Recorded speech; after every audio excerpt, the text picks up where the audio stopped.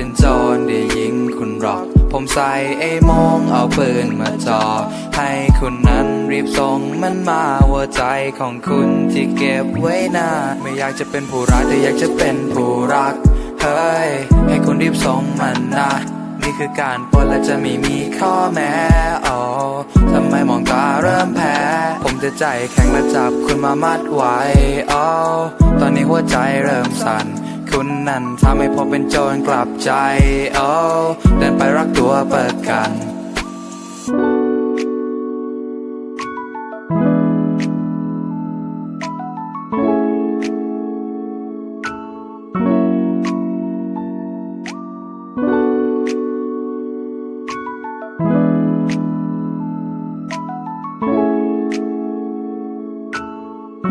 เพราะนี่คือการปล้นส่งคนรัก